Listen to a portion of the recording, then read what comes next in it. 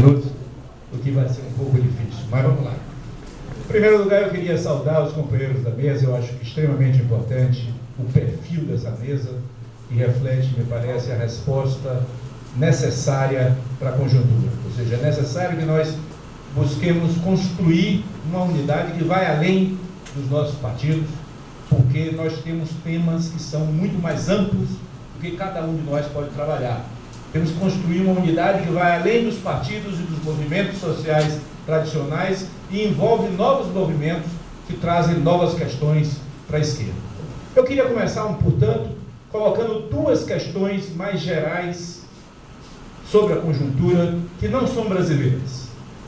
Me parecem duas questões gerais sobre a conjuntura que afetam a esquerda no mundo. E como tal, me parece que acabam impactando sobre nós. Para sair um pouco dessa discussão imediatista da conjuntura, eu queria primeiro colocar o significado da crise de 2008, que é a culminação do predomínio do capital financeiro no mundo. O fato de nós termos volumes gigantescos de recursos financeiros descolados da produção, dominando as relações econômicas do mundo, que foi o que aconteceu principalmente a partir de 2000 até 2008, cria novas questões sobre o capitalismo no mundo.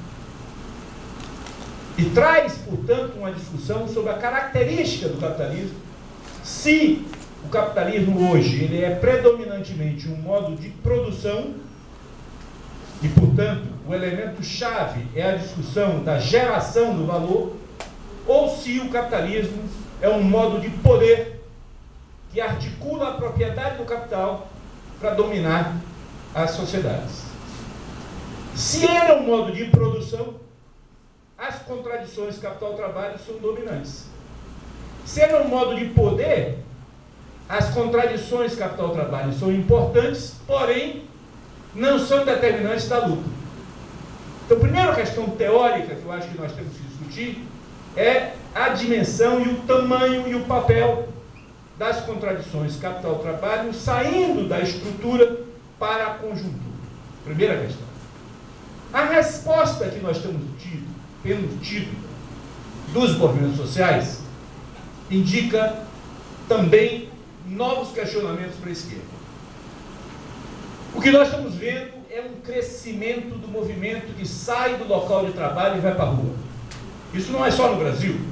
Isso aconteceu com o Occupy Wall Street, isso aconteceu com os movimentos da Irlanda, isso aconteceu com o movimento dos imigrantes, isso aconteceu com os movimentos da Espanha, isso aconteceu com a Grécia. E você tem, portanto, um conjunto de temas nacionais, um conjunto de temas democráticos, um conjunto de temas sobre a distribuição do excedente, muito mais importantes do que sobre a geração desse excedente. Os grandes movimentos recentes, seja o movimento na Europa, seja a Primavera Árabe, seja a expansão da luta dos imigrantes para inserção na Europa, seja a luta da sociedade americana e da sociedade europeia para garantir os direitos de quem estava incluído e não impedir que novos entrantes entrem na economia, dominam a luta social nesse mundo, nessa quadra pós-2006, 2007, 2008.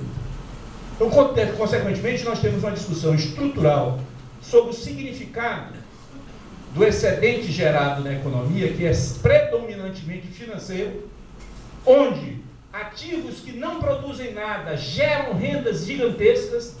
Veja a bolha imobiliária, veja o tamanho das dimensões financeiras, da renda financeira nas pessoas e na atividade econômica.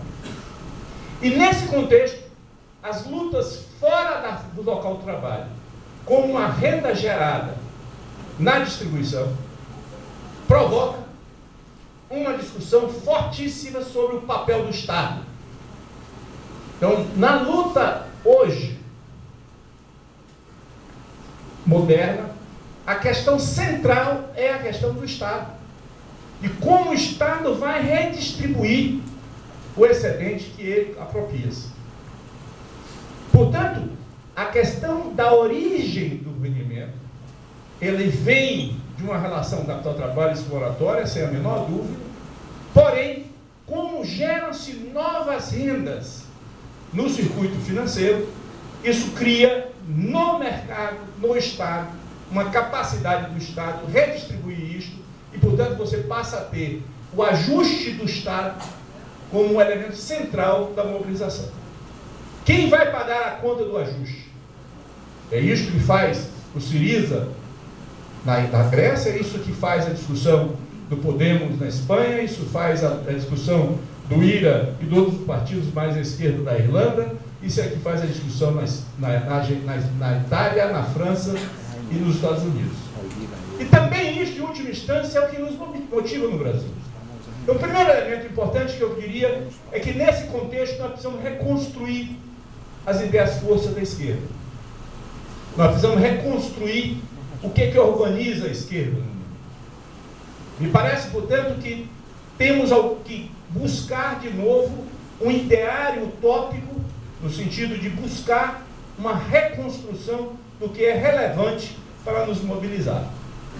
Primeiro elemento fundamental que nós temos que resgatar e fundamentalmente crescer, que é o conceito de igualdade, de redução das desigualdades e eliminação da miséria. Ser de esquerda tem que estar ligado, ao meu ver, cada vez mais com a ideia de que a concentração tem que ser combatida. E a concentração não vem apenas da propriedade produtiva, mas vem principalmente hoje dos circuitos financeiros. Portanto, é necessário que nós tenhamos clareza de que a principalidade da luta pela redução da desigualdade impõe uma discussão de como o Estado vai arbitrar transferências para um setor e por outro. Há dois grandes mecanismos de transferências que ocorrem no mundo, um muito maior do que o outro. No entanto, a discussão do ajuste do Estado ocorre sobre um circuito menor.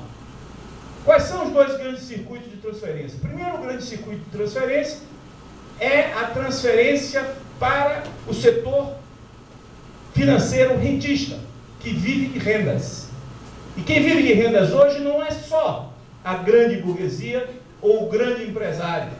Há uma generalização de níveis de renda para um conjunto enorme da população que viabiliza, portanto, renda para as famílias, vinda de investimentos financeiros, vinda de aluguéis, vinda de propriedades. O segundo circuito de transferência são os programas sociais, são as aposentadorias, o financiamento da saúde, da educação, dos programas de renda mínima no mundo inteiro. O ajuste que quem está ganhando muito quer no mundo inteiro é fazer com que o ajuste do Estado ocorra exatamente nesse circuito de transferências, que são os circuitos de transferência para a baixa renda, e não o circuito de transferência que aumenta a concentração de renda. Portanto, me parece que essa questão coloca, do ponto de vista internacional, uma discussão sobre o que fazer com o Estado. Até 2008, se colocava, do ponto de vista econômico, que você tinha como elemento chave de organização da atividade econômica três elementos fundamentais, chamado tripé macroeconômico. Se você tem uma economia que tem importação e exportação e, portanto, tem taxa de câmbio regulando o preço da moeda, e essa economia tem um déficit do setor público que gasta mais do que arrecada, e que esse déficit do setor público, gastando mais do que arrecada, é pago com dívida, e se além disso, essa economia que é aberta para o mundo, que tem uma dívida, ela tem uma estrutura de preços que não consegue manter preços competitivos, por causa de que elementos estruturais e elementos de limitação da produtividade, isso faz com que você não consiga separar a taxa de juros, o preço da moeda, a taxa de câmbio, e o superávit primário e a ação do setor fiscal. Nesse sentido, o consenso de Washington dizia que é necessário que os países mantenham uma política de câmbio livre, porque o câmbio livre vai permitir que as entradas e saídas de moeda no país se equilibrem. Além dessa entrada e saída de moedas no país se equilibrando, você vai permitir que o ajuste da taxa de juros controle a inflação, enquanto o país gera superávit para pagar a dívida. Esse modelo, ele é um modelo perverso para os gastos sociais. Esse é um modelo perverso para o Estado redistribuidor de renda. Esse é um modelo perverso para a expansão das políticas de inclusão social. Isso não é só no Brasil, isso é no mundo inteiro. O que aconteceu no pós-2008 é que essa paradigma dominante se desmontou. E a alternativa para isso não existe mais no mundo dominante como era essa visão até 2008. A enorme intervenção que o Estado mundial fez para salvar os bancos, salvar o setor financeiro em 2009 e 2010, a acumulação de dívidas gigantescas para garantir a manutenção da unidade europeia e a recuperação da atividade dependendo fortemente da intervenção do Estado, quebraram essas intervenções, quebraram fortemente esse paradigma neoliberal do consenso de Washington, que é o tripé macroeconômico. Aqui no Brasil, nós fizemos, nesses últimos 12 anos, um processo lento de transição durante 4 tentativas e um retorno à velha história neste momento. Quando o presidente Lula assumiu o primeiro mandato, nós, de 2003 a 2005, mantivemos essa política do tripé macroeconômico, incluindo na política econômica, distribuição de renda e programas sociais. 2003 a 2005. A partir de 2006, nós começamos a flexibilizar essa política de tripé macroeconômico. Nós fizemos 2 mudanças importantes. Primeiro, nós alteramos a meta inflacionária para ser uma meta inflacionária mais longa. Consequentemente, isso folgou a taxa de juros. Nós pudemos iniciar um processo de redução da taxa de juros. Segundo, nós fizemos uma mudança importante, que foi retirar parte dos investimentos do PAC do cálculo do superávit primário. Também retiramos do cálculo do superávit primário os investimentos feitos pela Petrobras, de tal maneira que nós conseguimos fazer com que a partir de 2008, 2009, 2010, a economia brasileira pudesse continuar crescendo, nos 2 últimos anos do segundo mandato do presidente Lula, continuar crescendo com aumento do emprego, com redução do desemprego, com aumento do nível de renda. Em 2007, nós adotamos uma política de reajuste contínuo do salário mínimo para que o salário mínimo subisse mais do que a inflação. E de tal maneira que nós terminamos o segundo mandato do presidente Lula com a economia com baixo desemprego, baixa inflação, alto crescimento. O primeiro ano do mandato da presidenta Dilma, nós fizemos um avanço a mais. Nós criamos a tentativa de montar uma nova matriz econômica.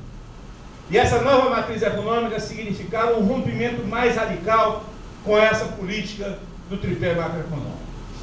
Essa nova matriz econômica significou, naquele momento, em 2011, primeiro ano do mandato, significou buscar incentivar o investimento privado através de taxa de juros baixa do BNDES, incentivar o investimento privado através da expansão do programa Minha Casa Minha Vida da Caixa Econômica, significou viabilizar programas que buscassem campeões nacionais para crescer o investimento privado.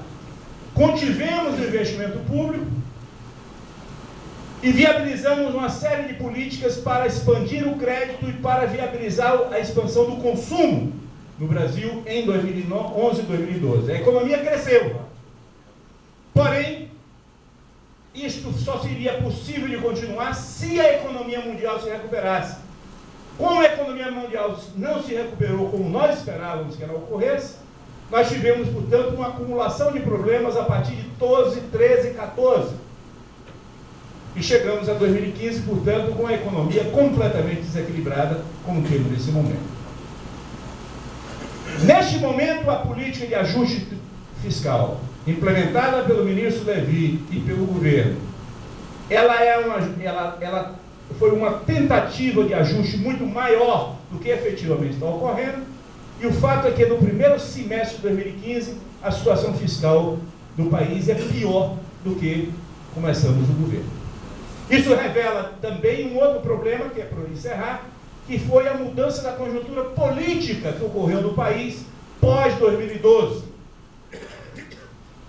A partir de 2012, nós passamos a ter uma crescente movimentação urbana dos segmentos incluídos ao longo de 2003 para cá, esses segmentos sociais querendo mais direitos, querendo mais políticas públicas, expansão das condições de vida, principalmente fora da casa, porque dentro da casa as condições estavam muito melhores, mas a mobilidade estava muito ruim, mas as condições urbanas estavam muito ruins, mas a questão da segurança estava muito ruim. Isso explodiu nas grandes manifestações de junho de 2013, que são manifestações espontâneas, ampliadas, generalizadas, que questionam o estabelecimento político, incluindo nesse questionamento o governo e o PT. Esse questionamento feito pelos movimentos, com pautas muito diversificadas, com demandas muito amplas e pulverizadas, criou uma situação de confronto na sociedade que se expressa de forma mais clara nas eleições de 2014, onde a direita se reorganiza, a disputa para a presidência ocorre em torno claramente de dois projetos, um de continuidade da inclusão social e outro de exclusão social, e ao mesmo tempo, na eleição para o parlamento, nós vivemos uma pulverização da representação parlamentar, uma despolitização da representação parlamentar, de tal maneira que passamos a ter um Congresso que é mais conservador, que é mais pulverizado e mais, portanto, difícil de administrar na sua relação com o Executivo. Do ponto de vista dos governadores, nós tivemos composições de forças e alianças em cada estado que criaram essas composições distintas, criaram dificuldade de criação de uma coalizão de forças políticas capaz de pressionar pelos governadores, como sempre historicamente foi um movimento importante no Brasil, de tal maneira que nós passamos esses primeiros 8 meses do novo governo acuados pela oposição, que conseguiu duas bandeiras mobilizadoras e unificadas. Primeira bandeira, a luta contra a corrupção, que todos nós somos contra, mas que não é, na medida em que você torna a luta contra a corrupção o principal problema político, você traz para isso, para o centro da discussão política, ao autoritarismo e à destruição da democracia. E a segunda movimentação, que é tirar a presidente do governo. Os movimentos sociais, por seu turno, estão no fio da navalha, tentando, ao mesmo tempo, garantir o direito e a representação do voto nas eleições, portanto, garantir o mandato eleito, e, ao mesmo tempo, não recuar na defesa dos direitos conquistados e das políticas públicas de inclusão. Portanto, é um momento extremamente desafiador. Nós temos problemas estruturais, que são internacionais, e temos problemas políticos e econômicos específicos do Brasil. Tentei ser muito rápido, mas me desculpe. Muito obrigado.